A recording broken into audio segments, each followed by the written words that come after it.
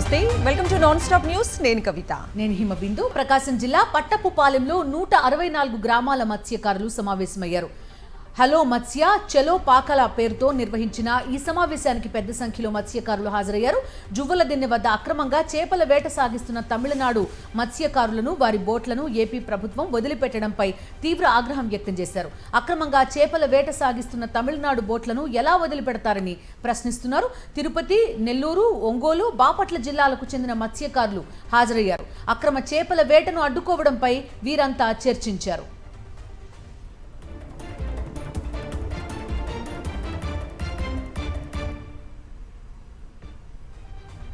YS Jaganmohan Reddy తెచ్చిన మావిగన్ ప్రతిపాదనతో కూటమి ప్రభుత్వం ఉలిక్కి పడిందన్నారు మాజీ మంత్రి కురసాల కన్నబాబు. మళ్లీ వైఎస్ జగన్ అధికారంలోకి వస్తాడనే భయం వారిని ఉరుకులు పరుగులు పెట్టిస్తోందన్నారు. చంద్రబాబు అంటే పడి చచ్చిపోయే ఏబిఎన్ రాధాకృష్ణ ఒక చెత్త పలుకు రాశాడన్నారు. వైఎస్ఆర్సీపీ నాయకులు వారి ఇళ్లలోని మహిళల గురించి ఏ జర్నలిస్టు అంత దిగజారి రాయడని మండిపడ్డారు. రాష్ట్రానికి పట్టిన పీడ ఏబిఎన్ రాధాకృష్ణ అన్నారు కన్నబాబు. చంద్రబాబుని పిచ్చిగా ప్రేమించే ఆంధ్రజ్యోతి రాధాకృష్ణ, చంద్రబాబు అంటే పడి చచ్చిపోయే ఆంధ్రజ్యోతి రాధాకృష్ణ కొత్త పలుకని ఒకటి రాశాడు. అడుపు మంటకి పరాకాష్ఠగా ఆయన రాసిన రాత ఏంటంటే, జగన్మోహన్ రెడ్డి గారట వైఎస్ఆర్ పార్టీ నాయకులందరినీ వీళ్ళ మీ భార్యలు కాదు మీ చెల్లెళ్ళు అనుకోండి అంటే చెల్లెళ్ళు అనుకుని వేరే సంబంధాలు చూస్తారని మాట్లాడుతున్నాడు. ఇంతకన్నా దిగజారుడుతనం, ఇంతకన్నా నీచంగా రాయగలగడం నాకు తెలిసి జర్నలిస్ట్ అని పేరు పెట్టుకున్న ఎవ్వడూ చేయలేడు. వైఎస్ జగన్మోహన్ రెడ్డి మావిగన్ ప్రతిపాదనపై ప్రజల్లో మంచి స్పందన వస్తుండటంతో చంద్రబాబుకు వణుకు పుడుతోందన్నారు మాజీ ఎమ్మెల్యే రాచమల్లు శివప్రసాద్ రెడ్డి. మావిగన్ ప్రతిపాదనను డైవర్ట్ చేసేందుకే ఏబిఎన్ రాధాకృష్ణతో చెత్త రాతలు రాయిస్తున్నారని మండిపడ్డారు. భీష్ముని చంపడానికి శిఖండి ఏ విధంగా ఉపయోగపడినాడో ఆ విధంగా ఈయనకు చంద్రబాబు నాయుడు గారికి ఆ శిఖండి మాదిరి ఉపయోగపడేవాడే ఏబిఎన్ ఆంధ్రజ్యోతి రాధాకృష్ణ. ప్రతిసారి ఆయన కాపాడడం కోసం ఈ పత్రిక ఎంతటికైనా బరితెగిస్తుంది. ఏబిఎన్ ఆంధ్రజ్యోతి ఎలక్ట్రానిక్ మీడియా కానీ పత్రిక కానీ అది కరపత్రిక, వార్తాపత్రిక కాదు. సత్యం ఉండదు ప్రజలారా. చంద్రబాబు నాయుడును జాకీలు పెట్టి లేపే ప్రయత్నం. ఏబిఎన్ రాధాకృష్ణ చెత్త పలుకు కార్యక్రమంలో అన్ని అబద్ధాలే ఆడారని మండిపడ్డారు. మాజీ మంత్రి కాకాని గోవర్ధన్ రెడ్డి రాధాకృష్ణ అన్నం తినేవాడే అయితే మహిళల గురించి దిగజారి మాట్లాడారని విమర్శించారు. వైఎస్ఆర్సీపీ నేతల వ్యక్తిగత జీవితాల గురించి మాట్లాడటం సరికాదన్నారు. రాధాకృష్ణ ఇంట్లో వాళ్ళ దగ్గర అలా మాట్లాడితే చీ కొడతారు అని ఆగ్రహం వ్యక్తం చేశారు. రాధాకృష్ణ ఆంధ్రజ్యోతి ఏబిఎన్కి సంబంధించినటువంటి వ్యక్తి. చెత్త పలుకు కార్యక్రమం, అది చెత్త పలుకు కార్యక్రమం. చెత్త పలుకు కార్యక్రమంలో కొన్ని మాటలు ఆయన మీడియా ద్వారా చూపించాడు. నాకు తెలిసి రాధాకృష్ణ కడుపుకు ఏమి తింటున్నాడో తెలియదు, కానీ నిజంగా అన్నం తినేవాడే అయితే అన్నం తినేటువంటి ఏ వ్యక్తి కూడా మనిషి జన్మ ఎత్తినటువంటి వాడు, మనిషి జన్మగా బ్రతికేటువంటి వాడు ఇలాంటి మాటలు మాట్లాడు. మావిగన్ అని వైఎస్ జగన్ పెట్టిన పేరుకు వ్యతిరేకమా లేక ఆ ప్రాంతానికి వ్యతిరేకమా కూటమి నేతలు స్పష్టం చేయాలని డిమాండ్ చేశారు మాజీ మంత్రి గుడివాడ అమర్నాథ్. 3 ప్రాంతాలు కలిపి గ్రోత్ కారిడార్ గా ఉంటే ఎంతో మేలు జరుగుతుందన్నారు. 2 లక్షల కోట్లతో అమరావతిలో అవినీతి చేసేందుకు చంద్రబాబు చట్టబద్ధత చేశారని విమర్శించారు.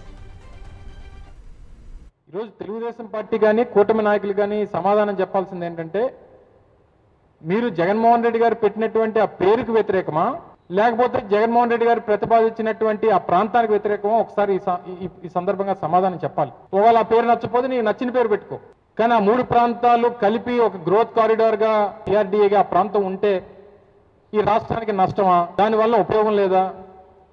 చేసినటువంటి ప్రతిపాదనలో ఉన్నటువంటి లోటుపాట్లు ఏంటి? ఏపీలో పంచాయతీ సెక్రటరీలకు కూటమి సర్కార్ బిగ్ షాక్ ఇచ్చింది. జీవో నెంబర్ 91 సవరణతో పంచాయతీ కార్యదర్శులకు పే స్కేల్ తగ్గించింది. పే స్కేల్ను 28,280 నుంచి 25,220కి తగ్గించింది. ప్రభుత్వ తీరుపై పంచాయతీ కార్యదర్శులు ఆగ్రహం వ్యక్తం చేస్తున్నారు. జీవో సవరణను ఉపసంహరించుకోవాలని డిమాండ్ చేస్తున్నారు. లేదంటే పోరాటం తప్పదని హెచ్చరిస్తున్నారు పంచాయతీ కార్యదర్శులు. అనంతపురం జిల్లా టూర్లో సీఎం చంద్రబాబుకు చేదు అనుభవం ఎదురైంది. తాడిపత్రి నియోజకవర్గం యాడికిలో పర్యటించిన చంద్రబాబు స్థానికంగా ఏర్పాటు చేసిన సభలో పాల్గొన్నారు. అయితే చంద్రబాబు సభకు పలువురు అధికారులు హాజరు కాలేదు. దీంతో అధికారుల తీరుపై అసంతృప్తి వ్యక్తం చేశారు బాబు.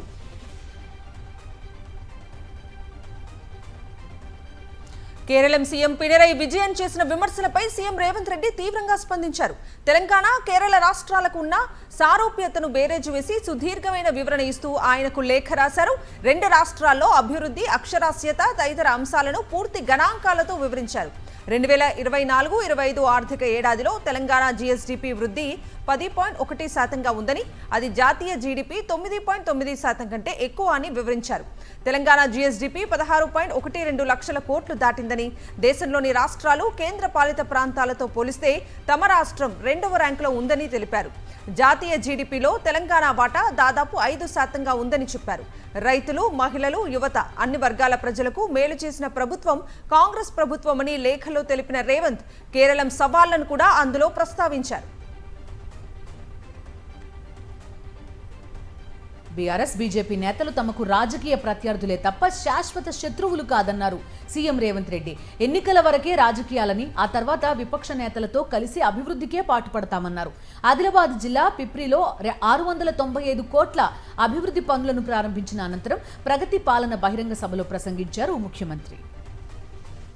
ఈ ప్రాంత ప్రజలు ఆత్మ గౌరవంతో బతికేవాళ్ళు, కానీ నిరంకుశంగా వ్యవహరిస్తే నిరంకుశానికి వ్యతిరేకంగా నిటారుగా నిలబడి కొట్లాడి అమరులై రాజులనే గద్దె దించిన చరిత్ర ఈ ఆదిలాబాదు గడ్డకు ఉన్నది. ఎన్నికలు వచ్చినప్పుడే రాజకీయాలు, ఎన్నికలు వచ్చినప్పుడే జెండాలు, ఎజెండాలు. ఎన్నికలు ముగిసిన మరుక్షణం ఈ వేదిక మీద ఉన్న ఎవరైనా, అనిల్ జాదవ్ కావచ్చు, పాయల శంకర్ కావచ్చు, గోడెం నగేష్ గారు కావచ్చు, ఎవరైనా కావచ్చు, వాళ్ళు మా రాజకీయ ప్రత్యర్థులే కానీ మాకు శాశ్వతమైన శత్రువులు కాదు.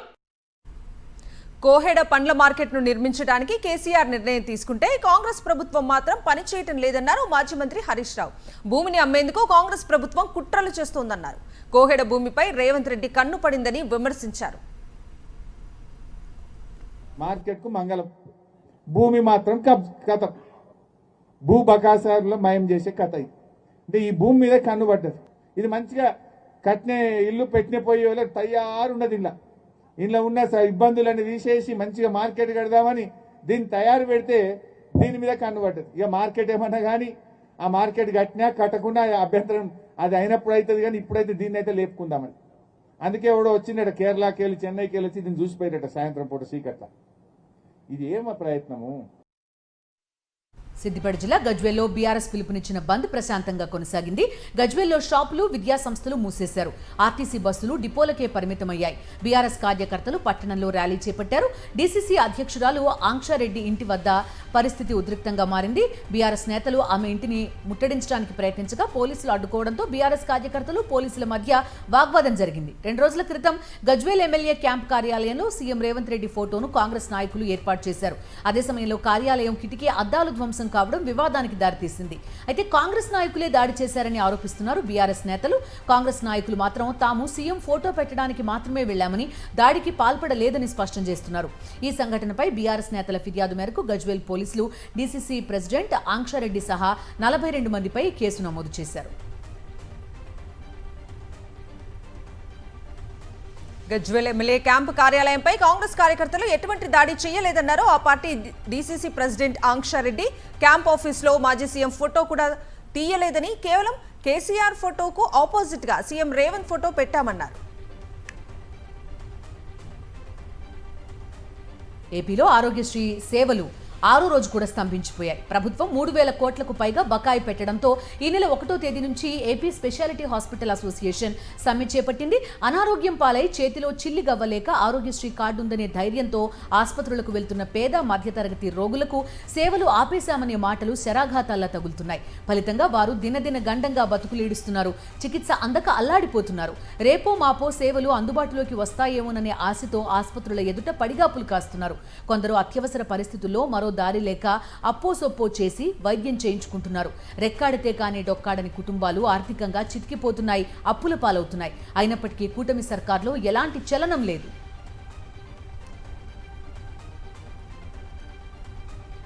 విశాఖ ఉక్కు కార్మికులపై బీజేపీ ఎమ్మెల్సీ సోము వీర్రాజు వివాదాస్పద వ్యాఖ్యలు చేశారు. కమ్యూనిస్టులు నీచులు అంటూ కామెంట్స్ చేసిన ఆయన స్టీల్ ప్లాంట్ ప్రైవేటీకరణ ఆగిపోయినా ఇంకా నిరాహార దీక్షలు చేస్తున్నారని విమర్శించారు. కొంతమందికి మేత అందక ఉద్యమం కొనసాగిస్తున్నారని మండిపడ్డారు సోము వీర్రాజు. ప్రైవేటీకరణ ఆగిపోయింది. అక్కడ నిరాహార దీక్షలు చేసే వాడికి ఏమి మేత అందక ఆడ మాత్రం అక్కడ కూర్చుంటూ ఉంటారు కమ్యూనిస్టులు, కంట్రీకి నీచులు. ప్రైవేటీకరణ ఆగిపోయింది. అక్కడ నిరాహార దీక్షలు చేసే వాడికి ఏమి మేత అందక ఆడ మాత్రం అక్కడ కూర్చుంటూ ఉంటారు కమ్యూనిస్టులు, కంట్రీకి నీచులు. మంచి చెబితే తెలుసుకునే బుద్ధి కూటమి నేతలకు అసలే లేదన్నారు మాజీ మంత్రి సింగనమల వైఎస్ఆర్సీపీ సమన్వయకర్త సాకే శైలజనాథ్. వైఎస్ జగన్ ప్రతిపాదించిన మావిగంతో 3 ప్రాంతాల్లో ఎంతో అభివృద్ధి జరుగుతుందన్నారు. రాజధానిని 29 గ్రామాలకే పరిమితం చేసి 2 లక్షల కోట్లు అప్పులు తెస్తామనడం ఎంతవరకు సబబని ప్రశ్నించారు. వాళ్లు చేసే అప్పులకు వడ్డీలు వెనకబడిన ప్రాంతమైన రాయలసీమ ప్రజలు కూడా చెల్లించాల్సి వస్తుందని ఆవేదన వ్యక్తం చేశారు శైలజనాథ్. సింగనమల నియోజకవర్గంలో పదవీ విరమణ చేసిన వైఎస్ఆర్సీపీ సర్పంచ్లకు బుక్కరాయ సముద్రంలో సన్మానం ఏర్పాటు చేశారు. రాష్ట్రంలో మహిళల భద్రతను కూటమి సర్కారు గాలికొదిలేసిందన్నారు ఎమ్మెల్సీ వరదు కళ్యాణి. కూటమి ఎమ్మెల్యేలే మహిళలపై అఘాయిత్యాలకు పాల్పడుతున్నారని దుయ్యబట్టారు. జనసేన ఎమ్మెల్యే అరవ శ్రీధర్పై ఎందుకు చర్యలు తీసుకోవటం లేదని నిలదీశారు వరదు కళ్యాణి. అరవ శ్రీధర్ బాధితురాలపై నడి రోడ్డుపై జనసేన నేతలు హత్యాయత్నం చేస్తే కూటమి సర్కారు ఏం చేసిందని ప్రశ్నించారు.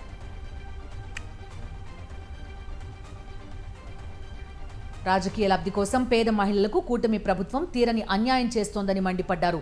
పిఠాపురం వైఎస్ఆర్సీపీ ఇన్ఛార్జ్ వంగ గీత గత వైఎస్ఆర్సీపీ ప్రభుత్వంలో మసీదు మాన్యంలో ఉన్న 5 ఎకరాల భూమిలో 250 మంది మహిళలు ఇళ్లు నిర్మించుకునేందుకు రిజిస్ట్రేషన్ చేసి పట్టాలు పంపిణీ చేసింది. ఈ స్థలంలో ప్రస్తుతం ఆయుష్ కళాశాల నిర్మాణానికి అడుగులు పడుతుండటంతో దాన్ని వ్యతిరేకిస్తూ లబ్ధిదారులు ధర్నా నిర్వహించారు. బాధితులకు వైఎస్ఆర్సీపీ మద్దతుగా నిలిచింది. మెడికల్ కళాశాల నిర్మాణాన్ని రద్దు చేయాలని పడా చైర్మన్ శివరాం ప్రసాద్ కు వినతి పత్రం అందజేశారు. మసీదు మాన్యం భూమిలో లబ్ధిదారులకు ఇళ్లు నిర్మించేంత వరకు వైఎస్ఆర్సీపీ పోరాడుతుందని వంగా గీత స్పష్టం చేశారు. ఎన్టీఆర్ జిల్లా నందిగామ నియోజకవర్గంలోని మొక్కజొన్న రైతులను ఆదుకోవాలని మాజీ ఎమ్మెల్యే ముండితోక జగన్మోహన్ రావు డిమాండ్ చేశారు. మొక్కజొన్న రైతులకు గిట్టుబాటు ధర కల్పించాలని కోరుతూ ఎన్టీఆర్ జిల్లా కలెక్టరేట్ వద్ద రైతులతో కలిసి మొక్కజొన్న కంకులతో నిరసన తెలిపారు. అనంతరం ప్రజా ఫిర్యాదుల పరిష్కార వేదికలో వినతి పత్రం అందించారు. ఎమ్మెల్యే ధూళిపాళ నరేంద్ర ప్రోద్బలంతోనే పొన్నూరు నియోజకవర్గంలో దళితులపై దాడులు జరుగుతున్నాయని మండిపడ్డారు అంబటి మురళి. పొన్నూరులో వైఎస్ఆర్సీపీ కార్యకర్తలపై దాడి చేసిన టీడీపీ గూండాలను అరెస్ట్ చేయాలని డిమాండ్ చేశారు. దాడి చేసిన టీడీపీ నాయకులపై ఎస్సీ ఎస్టీ కేసులతో పాటు హత్యాయత్నం కింద అరెస్టు చేస్తామని పోలీసులు హామీ ఇచ్చారన్నారు. 2 రోజుల్లో నిందితులను అరెస్టు చేస్తామని చెప్పడంతోనే ధర్నా విరమించామని, చెప్పినట్టు చేయకపోతే పోలీస్ స్టేషన్ ని ముట్టడిస్తామని హెచ్చరించారు అంబటి మురళి. ఏలూరు కలెక్టరేట్ వద్ద భవన నిర్మాణ కార్మికులు నిరసన చేపట్టారు. గతంలో వెల్ఫేర్ బోర్డులో ఉన్న పాత సంక్షేమ పథకాలన్నీ అమలు చేయాలని డిమాండ్ చేశారు. చంద్రబాబు, పవన్ కళ్యాణ్, నారా లోకేష్ ఎన్నికల్లో బూటకపు హామీలు ఇచ్చి తమను నిండా ముంచేశారని వాపోయారు.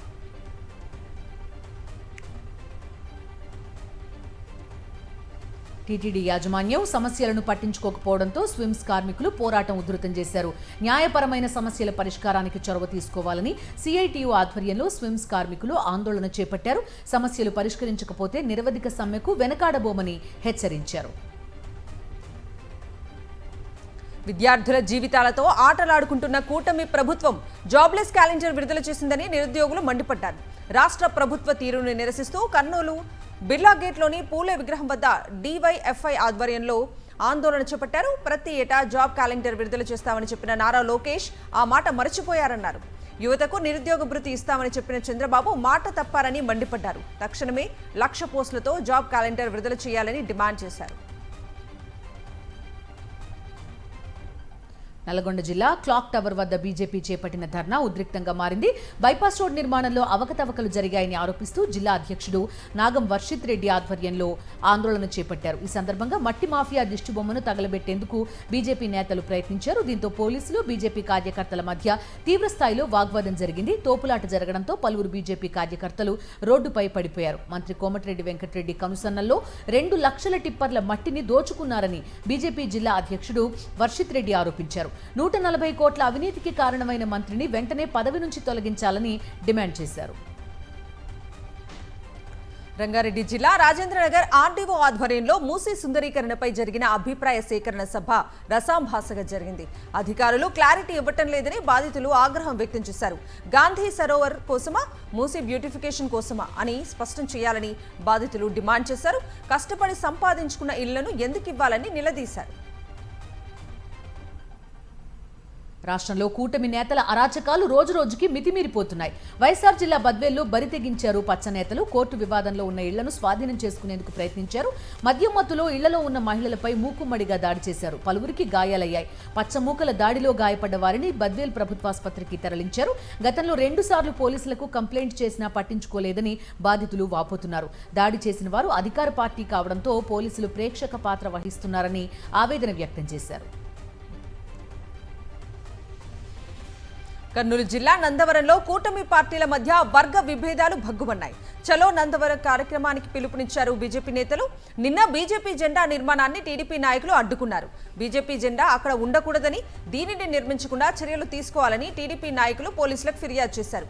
దీంతో నందవరం పోలీసులు జోక్యం చేసుకుని నిర్మాణాన్ని నిలిపేశారు. దీనిపై ఆగ్రహించిన బీజేపీ నాయకులు బైఠాయించి టీడీపీకి వ్యతిరేకంగా నినాదాలు చేశారు.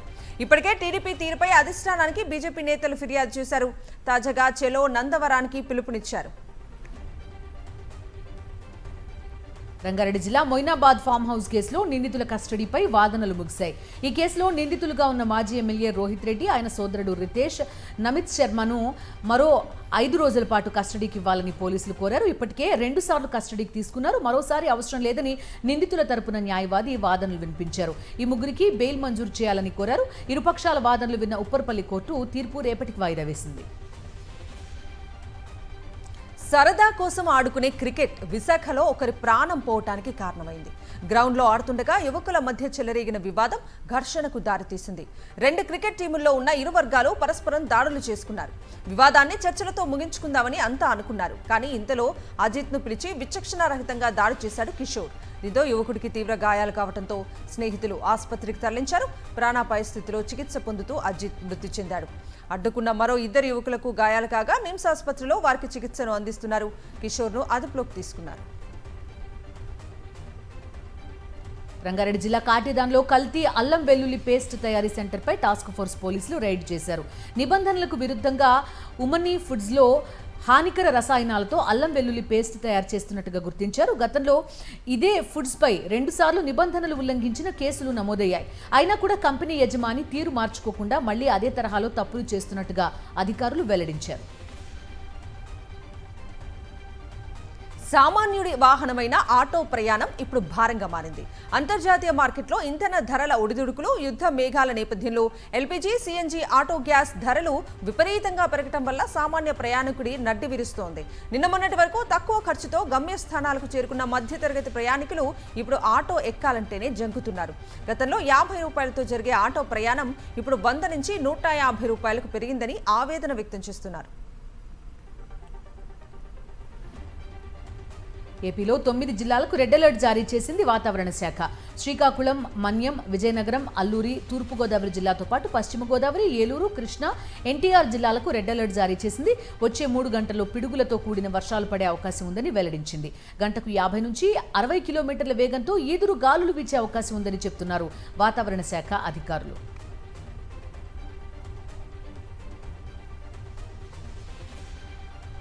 కృష్ణా జిల్లా హనుమాన్ జంక్షన్లో భారీ వర్షం పడింది. భారీ వర్షంతో పలు ప్రాంతాల్లో రోడ్లు జలమయమయ్యాయి. దీంతో వాహనదారులు తీవ్ర ఇబ్బందులు పడుతున్నారు. డ్రైనేజ్ వ్యవస్థ లేకపోవడంతో రోడ్లపై వర్షపు నీరు ప్రవహిస్తోంది.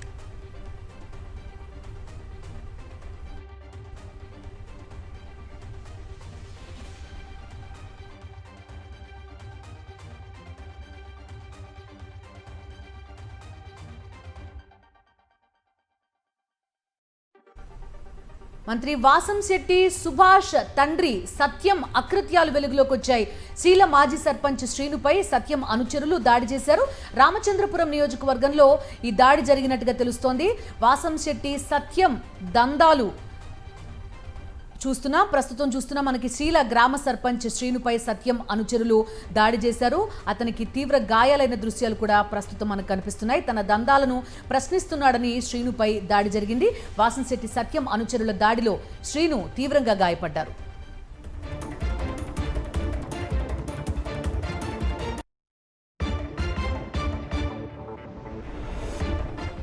అయితే బాధితుడిపైనే తిరిగి కేసు పెట్టిన వైనం ప్రస్తుతం మనం చూస్తున్నాం. శ్రీనుపైనే ప్రస్తుతం కేసు పెట్టినట్టుగా కూడా తెలుస్తోంది. బాధితుడికి అండగా నిలిచారు వైఎస్ఆర్సీపీ నేత పిల్లి సూర్యప్రకాష్. పూర్తి డీటెయిల్స్ అందిస్తారు మా కరెస్పాండెంట్ హరీష్ జాయిన్ అవుతున్నారు. హరీష్, ఏం జరిగింది అసలు? బాధితుడిపైనే కేసు పెట్టినట్టుగా తెలుస్తోంది, ఎందుకు?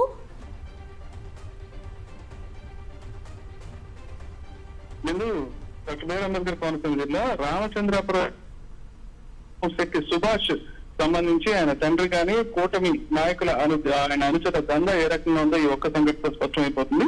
ముఖ్యంగా మంత్రి నియోజకవర్గంలో ఆయన తండ్రి వాసు మొత్తం వ్యవహారాలన్నీ చక్కబడుతుంటారు. ప్రతి అంశానికి లేకుండా జరిగే పరిస్థితి లేదు. ఇప్పుడు తాజాగా జరిగిన సంఘటనకు సంబంధించి ఎవరైతే బాధితులు ఉన్నారో అది తెలుగుదేశం పార్టీకి చెందిన మాజీ నుంచి గతంలో పనిచేసిన సర్పంచ్, ఆ వ్యక్తికి వాసంశెట్టి సత్యం ఎవరైతే మంత్రి తండ్రి ఉన్నారో ఆయనకి మధ్య గ్రామ ఒక పదవికి సంబంధించి ఇన్ఛార్జికి సంబంధించి గ్రామాలకు సంబంధించి ఇన్ఛార్జికి సంబంధించి పదవికి సంబంధించి వాగ్వాదం జరిగింది. ఈ వాగ్వాదం పంపన సీన ఎవరైతే బాధితులు ఉన్నారో తనను తిట్టడమే ఉద్దేశంతో ఆయన దగ్గరికి వాహనాన్ని పంపించి తన సొంత వాహనాన్ని తన వెహికల్ పంపి. హరీష్, మీ వాయిస్ కట్ అవుతుంది. ప్రస్తుతం మనం చూస్తున్నాం అనుచరుల దాడిలో ప్రస్తుతం గాయపడ్డ వ్యక్తి కూడా మనకి కనిపిస్తున్నారు. అయితే బాధితుడిపైనే కేసు పెట్టినట్టుగా తెలుస్తుంది. ఇంకా కంప్లీట్గా డీటెయిల్స్ అన్ని కూడా రావాల్సి ఉంది. పూర్తి డీటెయిల్స్ 10 గంటల బులెటిన్లో చూద్దాం. మిగతా అప్డేట్స్ చూద్దాం. నెల్లూరు జిల్లా మనుబోలులో అకాల వర్షం రైతులను నిండా ముంచింది. అకస్మాత్తుగా కురిసిన భారీ వర్షానికి కొనుగోలు కేంద్రాల్లో ధాన్యం తడిసి ముద్దయింది. 6 కాలం కష్టపడి పండించిన పంట నీటి పాలు కావడంతో అన్నదాతలు తీవ్ర ఆందోళన వ్యక్తం చేస్తున్నారు. ధాన్యం కొనేవారే లేకపోవడంతో ఇన్ని రోజులు ఎదురు చూశామని, తీరా వర్షం పడటంతో ధాన్యం మొత్తం తడిసిపోయిందని ఆవేదన వ్యక్తం చేశారు. వెంటనే ప్రభుత్వం స్పందించి తడిసిన ధాన్యానికి మద్దతు ధరకు కొనుగోలు చేయాలని అన్నదాతలు కోరుతున్నారు.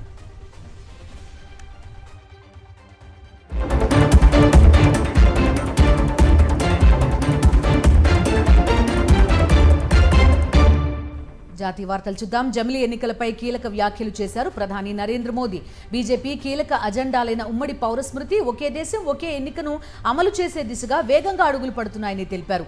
ఈ అంశాలపై తీవ్రమైన చర్చలు సాగుతున్నాయని, మంచి పురోగతి కనిపిస్తోందని తెలిపారు. బీజేపీ 47వ వార్షికోత్సవం సందర్భంగా నిర్వహించిన సభలో వర్చువల్ గా ప్రసంగించారు మోదీ. ఈ సందర్భంగానే జమిలీ ఎన్నికలపై కీలక వ్యాఖ్యలు చేశారు. ఆపరేషన్ సింధూర్ సమయంలోనూ కాంగ్రెస్ పాకిస్తాన్ పాటే పాడిందని ఆక్షేపించారు ప్రధాని నరేంద్ర మోదీ. దేశ భద్రతపై ప్రతిపక్షం వ్యవహరిస్తున్న తీరుకు పలుమార్లు భారీ మూల్యం చెల్లించుకోవాల్సి వచ్చిందని విమర్శించారు. అస్సాంలో జరిగిన ఎలక్షన్ ర్యాలీలో మాట్లాడిన ప్రధాని మోదీ కాంగ్రెస్ పాక్ సంబంధం ఇప్పటిది కాదని ఎప్పటి నుంచో సాగుతోందన్నారు. ఇది జాతీయ భద్రతను తీవ్రంగా దెబ్బతీస్తోందని పేర్కొన్నారు. మహిళా రిజర్వేషన్ చట్టం అమలు కారణంగా ఏ రాష్ట్ర ప్రాతినిధ్యానికి భంగం వాటిల్లదని మోదీ భరోసా ఇచ్చారు. పుదుచ్చేరిని కేంద్రం పాలించడం కాదని, ఇక్కడి వారికి ఆ హక్కు లభించాలని డిమాండ్ చేశారు కాంగ్రెస్ అగ్రనేత రాహుల్ గాంధీ. కేంద్ర పాలిత ప్రాంతం పుదుచ్చేరిలో ఎన్నికల ప్రచారం నిర్వహించిన రాహుల్ పార్టీ మేనిఫెస్టో రిలీజ్ చేశారు. మహిళలకు ఉచిత బస్సు ప్రయాణం, నిరుద్యోగులకు నెలకు 2,000 భృతి, 30,000 కొత్త ఉద్యోగాలు, ప్రతి కుటుంబానికి 20 లక్షల ఆరోగ్య బీమా వంటి హామీలు ఇచ్చారు రాహుల్ గాంధీ. బీజేపీకి తమిళనాడు సీఎం ఎంకే స్టాలిన్ మధ్య రహస్య ఒప్పందం కుదిరిందని ఆరోపించారు పశ్చిమ బెంగాల్ ముఖ్యమంత్రి మమతా బెనర్జీ. అందుకే ఎన్నికల సమయంలో పశ్చిమ బెంగాల్ నుంచి ఏకంగా 500 మంది అధికారులను తమిళనాడుకు పోలింగ్ అబ్జర్వర్లుగా పంపించారని అన్నారు. బీజేపీ తన సొంత అధికారులను బెంగాల్లో కీలక పదవుల్లో పెట్టి తమకు అనుకూలంగా పని చేయించుకుంటోందని ఆరోపించారు. అరుణాచల్ ప్రదేశ్ ముఖ్యమంత్రి పెమా ఖండూకు స్కామ్ షాక్ తగిలింది. ఆయన కుటుంబ సభ్యులకు ప్రభుత్వ కాంట్రాక్టులు కేటాయించారన్న ఆరోపణలపై సుప్రీంకోర్టు సిబిఐ విచారణకు ఆదేశించింది. కేసు నమోదు చేసి 2 వారాల్లో ప్రాథమిక నివేదిక సమర్పించాలని ఆదేశాలు జారీ చేసింది. 2015-25 మధ్య జరిగిన కాంట్రాక్టుపై సిబిఐ దర్యాప్తు చేపట్టనుంది. 1,270 కోట్ల విలువైన ప్రభుత్వ కాంట్రాక్టులు కుటుంబ సభ్యులకు కేటాయించినట్టు అరుణాచల్ సీఎం పెమా ఖండూ ఆరోపణలు ఎదుర్కొంటున్నారు. తమిళనాడులోని మదురై కోర్టు సంచలన తీర్పునిచ్చింది. పోలీస్ స్టేషన్లో తండ్రి కొడుకును చిత్రహింసలకు గురిచేసి చంపిన కేసులో 9 మంది పోలీసులకు మరణ శిక్ష విధిస్తూ తీర్పునిచ్చింది. 2020 జూన్ నెలలో లాక్డౌన్ సమయంలో నిబంధనలు ఉల్లంఘించి షాపు తెరిచి ఉంచారనే కారణంతో జయరాం, అతని కుమారుడు బెనిక్స్ ను పోలీసులు అరెస్ట్ చేశారు. రాత్రంతా లాకప్ లో చిత్రహింసలకు గురి చేశారు. పోలీసులు కొట్టిన దెబ్బలకు ఇద్దరికి తీవ్ర గాయాలై మరణించారు. ఈ కేసు విచారించిన అదనపు జిల్లా సెషన్స్ కోర్టు ప్రధాన నిందితులుగా భావిస్తున్న ఇన్స్పెక్టర్ శ్రీధర్, సబ్ ఇన్స్పెక్టర్లు రఘు గణేష్, బాలకృష్ణన్తో పాటు మరో 6 కానిస్టేబుళ్లకు ఉరిశిక్ష విధించింది. ప్రజల్ని రక్షించాల్సిన పోలీసులే ఇలాంటి అమానుషానికి పాల్పడటం దారుణమని ఈ సందర్భంగా న్యాయస్థానం వ్యాఖ్యానించింది. ఢిల్లీ విధాన్ సౌధ ప్రాంగణంలోకి కారు దూసుకురావడం ఆందోళన రేపింది. భద్రతా సిబ్బంది స్పందించేలోపే స్పీకర్ చేంబర్ వద్ద బొకే పెట్టి వెళ్లిపోయాడు డ్రైవర్. అసెంబ్లీ గేట్ నెంబర్ 2 వద్ద ఘటన జరిగింది. కారు బలంగా ఢీకొట్టడంతో గేట్ విరుగుపడింది. ఈ ఘటనపై దర్యాప్తు ముమ్మరం చేశారు పోలీసులు. యూపీ రిజిస్ట్రేషన్తో ఉన్న టాటా సియరా కార్ని రూప్నగర్లో స్వాధీనం చేసుకున్నారు. డ్రైవర్తో పాటు 3 అరెస్ట్ చేసి విచారిస్తున్నారు. Car owner Sarabjit Singh car drive చేసినట్టుగా ఢిల్లీ పోలీసులు వెల్లడించారు. చేతిలో బొకేతో ఉన్న అతడి దృశ్యాలు సీసీ కెమెరాల్లో రికార్డ్ అయ్యాయి.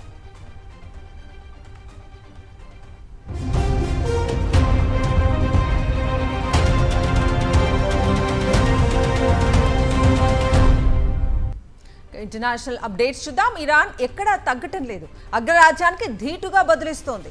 నెల రోజులకు పైగా సాగుతున్న యుద్ధానికి ముగింపు పలికేందుకు ఇరాన్ తొలిసారిగా చర్చల అస్త్రాన్ని ప్రయోగించింది.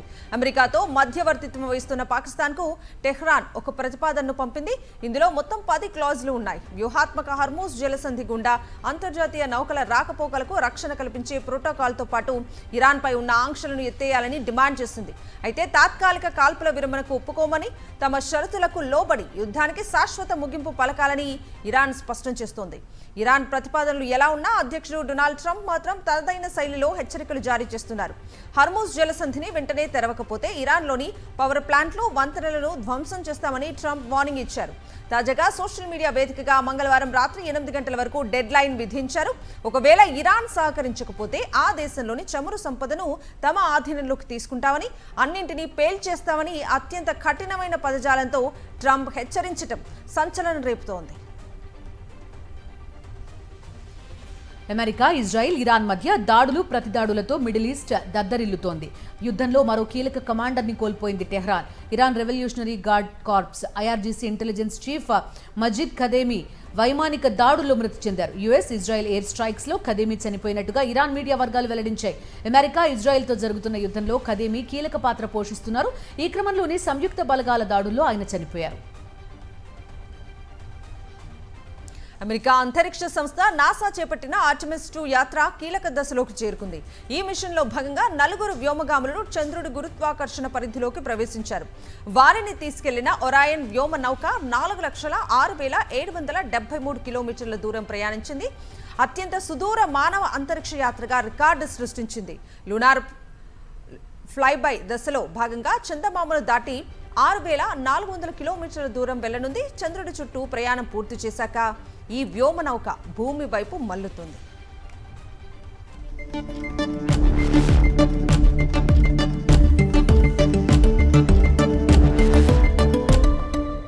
బిజినెస్ అప్డేట్స్ చూద్దాం. ఇరాన్, అమెరికా మధ్య కాల్పుల విరమణ దిశగా అడుగులు పడుతున్నాయన్న వార్తలతో దేశీయ స్టాక్ మార్కెట్లు లాభాల్లో ముగిశాయి.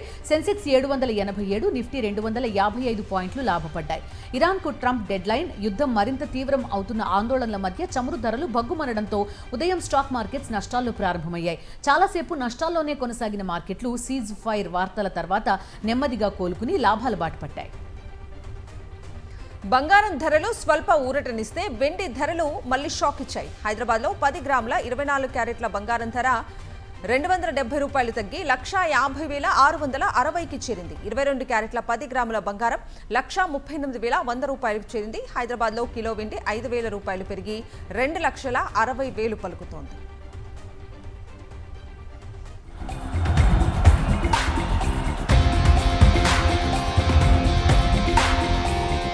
స్పోర్ట్స్ అప్డేట్స్ చూద్దాం. ఐపీఎల్ మ్యాచ్ కి వర్షం అడ్డంకిగా మారింది. ఈడెన్ గార్డెన్స్ వేదికగా Kolkata night riders, Punjab Kings మధ్య మ్యాచ్ వర్షం కారణంగా నిలిచిపోయింది. టాస్ గెలిచి బ్యాటింగ్ కు దిగిన కోల్కతాకు ఆరంభంలోనే షాక్ తగిలింది. 2వ ఓవర్లోనే Finn Allen, Cameron Green out అయ్యారు. 25 పరుగుల వద్ద 3వ ఓవర్లో వర్షం వల్ల మ్యాచ్ ఆగిపోయింది. ఇవి నాన్ స్టాప్ న్యూస్ అప్డేట్స్.